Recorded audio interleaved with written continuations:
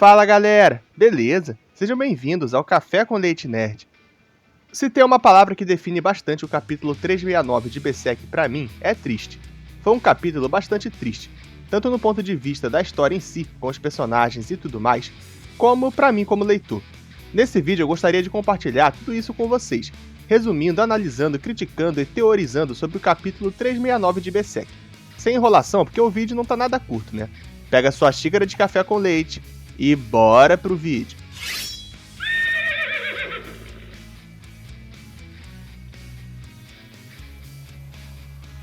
Muito bem. Podem ir para casa tomar café com leite. E não interfiram na luta.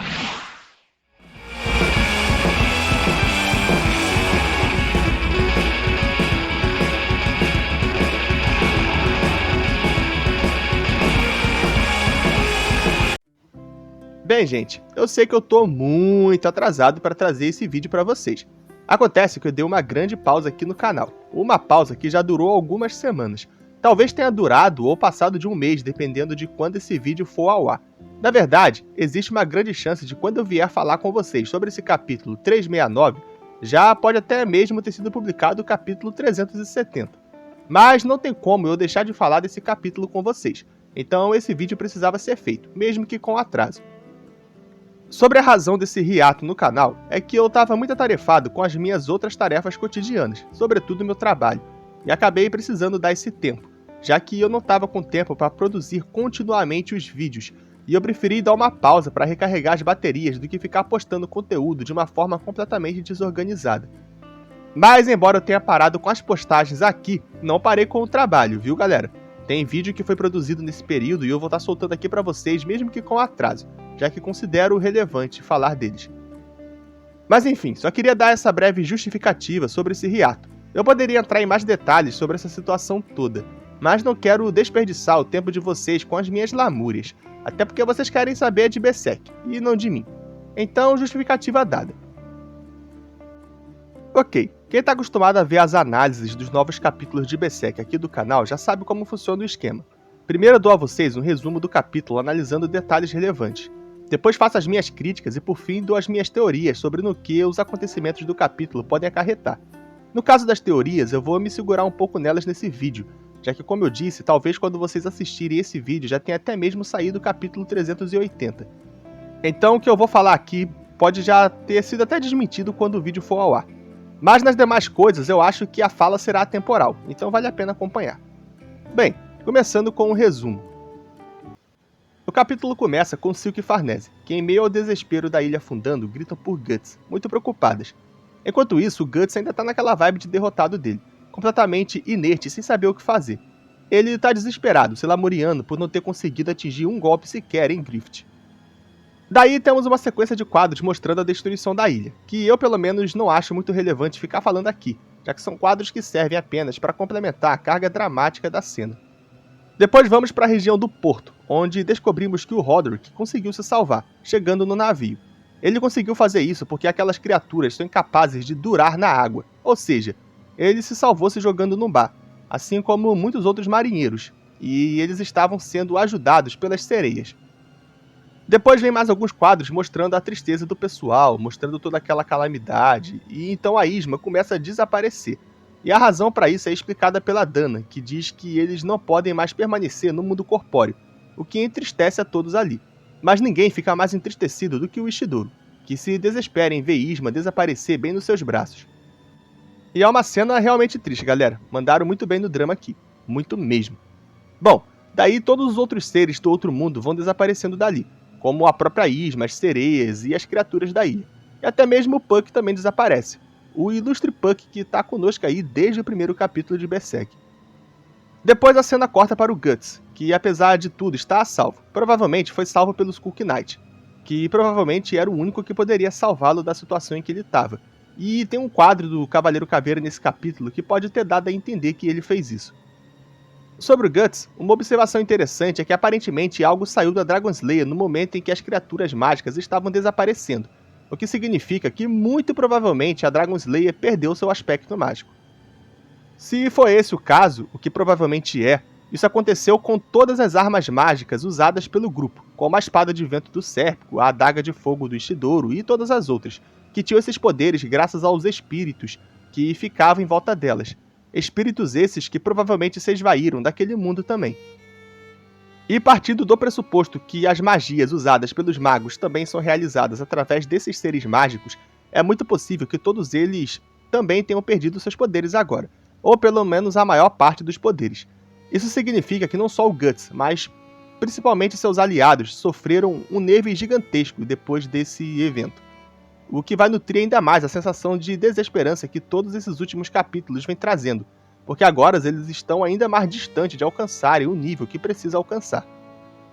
E bem, o capítulo é basicamente esse, pessoal. Não aconteceu realmente muita coisa, como eu já falei. Foi basicamente um capítulo que serviu para reforçar a carga dramática do que já vinha acontecendo nos capítulos anteriores, com muitos quadros da ilha sendo destruída, mostrando o salvamento do pessoal e etc.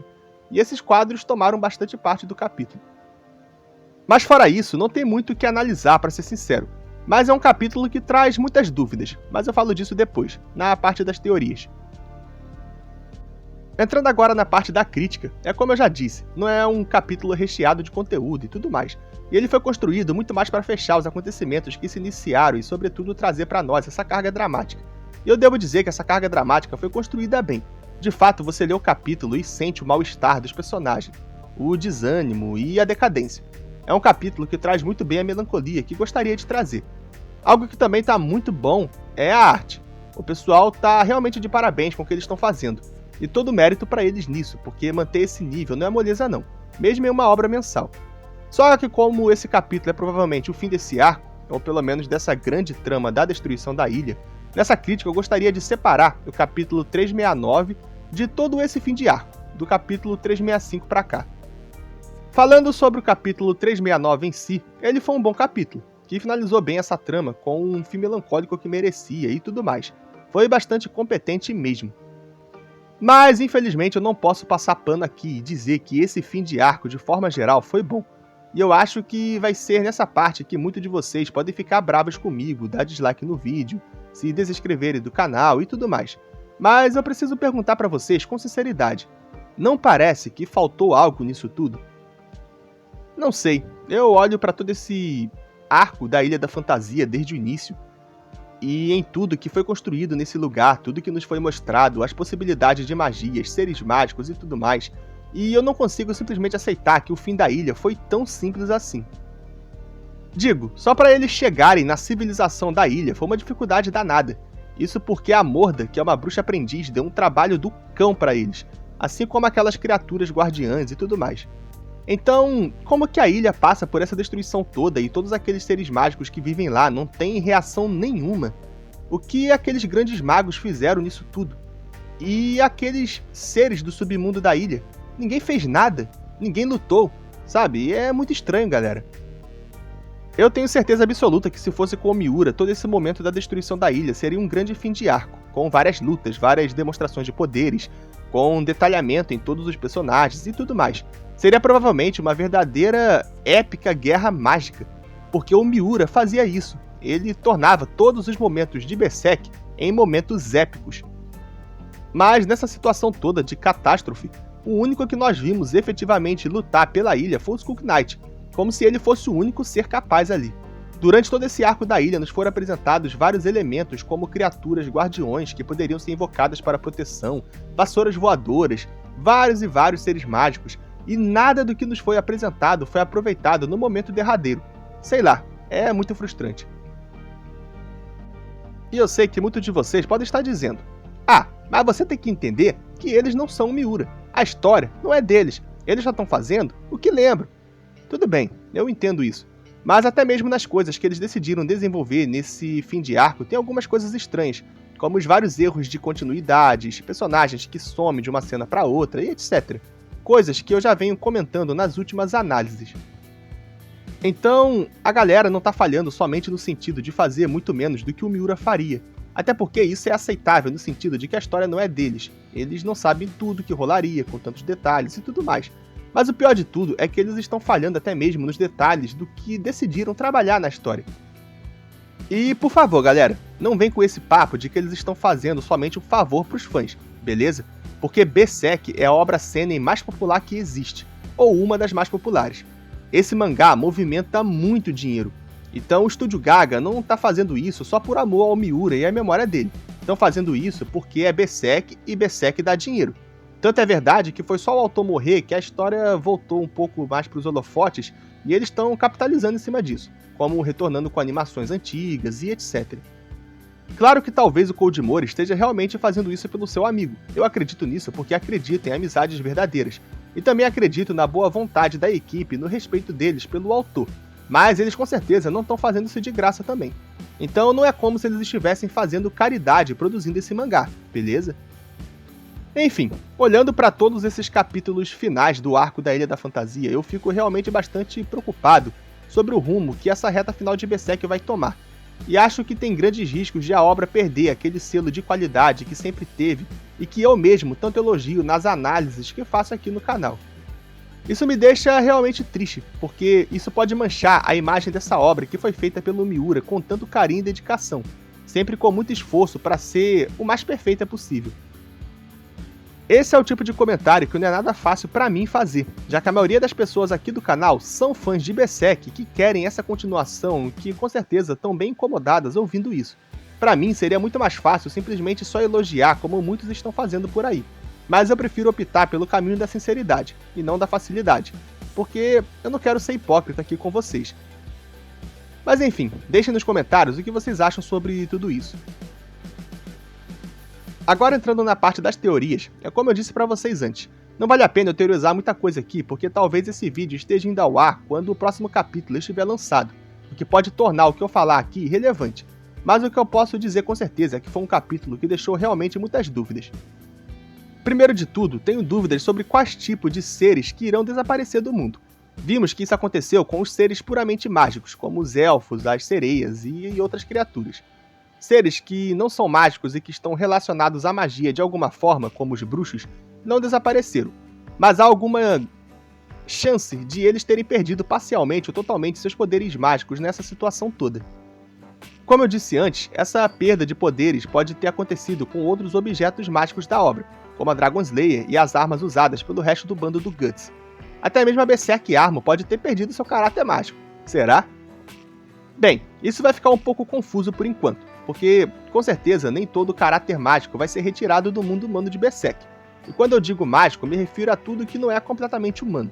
Afinal, Griffith ainda está lá, Zod e provavelmente os outros apóstolos, que são criaturas que não são totalmente mágicas, mas criaturas do mundo corpóreo que foram corrompidas.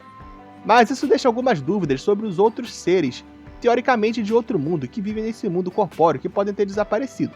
Por exemplo, aqueles espíritos que perseguiam Guts antigamente, ou até mesmo o próprio Skunk Knight. No fundo, eu acho que vai ser mantido o que for mais conveniente para a continuação da história. Bom, eu poderia teorizar acerca de muitas coisas aqui, já que o capítulo abriu margem para isso. Mas como eu ainda não tenho certeza das condições de publicação desse vídeo, é melhor eu parar por aqui para não perder meu tempo com teorias que já podem estar irrelevantes. E é isso que eu tinha para falar nesse vídeo, galera. Eu sei que foi um vídeo meio amargo em alguns aspectos, mas eu não posso me privar de falar o que realmente penso. Até porque esse canal não vai ter mais sentido para mim no dia em que eu precisar fazer isso. Gostaria que vocês deixassem nos comentários as opiniões de vocês acerca disso tudo. Acerca desse capítulo, desse fim de arco de forma geral, teorias e tudo mais. Agora vai estar passando para vocês alguns outros vídeos de Berserk aqui do canal e também mais alguma coisa que o YouTube queira recomendar para vocês. Clique aí no que quiserem ver e fiquem mais um pouquinho com a gente. Até a próxima, galera!